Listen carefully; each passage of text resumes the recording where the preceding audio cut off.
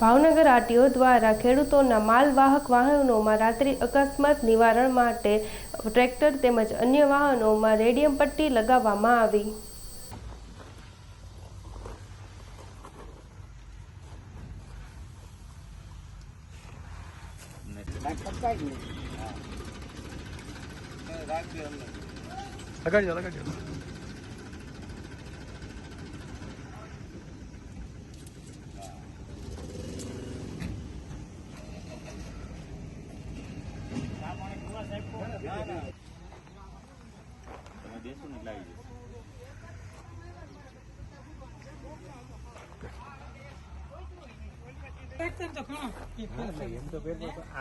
રાત્રે અંધારામાં હોય તમે કદાચ ભરીને માલ ક્યારે લાવો? રાત્રે જ લાવો તમે મોસ્ટ ઓફ।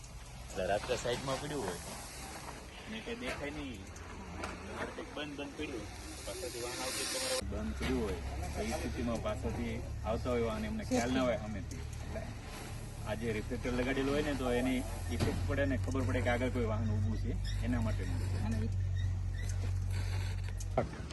મારું નામ બીડી ગોયલ, એએસઆઈ જિલ્લા ટ્રાફિક ભાવનગર। અમે ગુજરાતની અંદર જેટલા એપી સેન્ટર છે, જે ખેડૂતના યાર્ડ, માર્કેટ યાર્ડ જે કહેવામાં આવે છે, ત્યાં જેટલા વાહનો છે, ટ્રેક્ટર છે, પિકઅપ છે, જે ખેડૂતો રાતના દિવસે લોકો પરિવહન કરતા હોય છે, પાછળ કોઈ લાઇટ ન હોય, રિફ્લેક્ટર ન હોય અને અકસ્માત થવાની સંભાવના વધારે હોય, જેથી સરકાર દ્વારા તથા ટ્રાફિક જિલ્લા પોલીસ અધિક્ષક દ્વારા આવું ઝુંબેશ અલગ અલગ અઠવાડિયા સુધી અલગ અલગ તારીખ દ્વારા આખા ગુજરાતમાં ભાવનગર જિલ્લાની અંદર જે કંઈ ડામોર સાહેબ પીએ એના વતી આખી ટીમ વતી અમે આજે શિયોર, આજે પાલિતાણા, ગારેધાર, ઉમરાળા, વલભીપુર ખાતે તમામ જ્યાં જ્યાં એપી સેન્ટર છે ત્યાં અમારો રિફ્લેક્ટરનો કાર્યક્રમ રાખવામાં આવ્યો છે, જેથી અકસ્માતની સંખ્યા ઓછી થઈ શકે। આખા ગુજરાતની અંદર આ અત્યારે ઝુંબેશ ચાલે છે, એમાં અમે પણ આજે શિયોર ખાતે જોડાણા છે।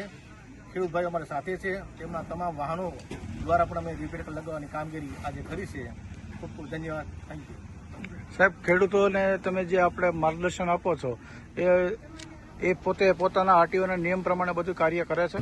હા, અમે બધા વાહનો અમે ઓનલાઈન દ્વારા જોયું તો એના જે વીમો છે, લાયસન્સ છે, એનું પહેલાં અમે ચકાસણી કરી અને તે બધે લગભગ તો બધા નવા વાહનો છે। ત્યારે અમે જોયું શિયોર ખાતે તમામ નવા ટ્રેક્ટરો છે, એટલે બને ત્યાં સુધી બધા કમ્પ્લીટ છે, પણ એક રિફ્લેક્ટ કદાચ ન હોય, રિફ્લેક્ટરની જે પાછળના ભાગે સાઈડમાં ન હોય એને ધ્યાનમાં રાખી અને આ કાર્યક્રમ કર્યો છે।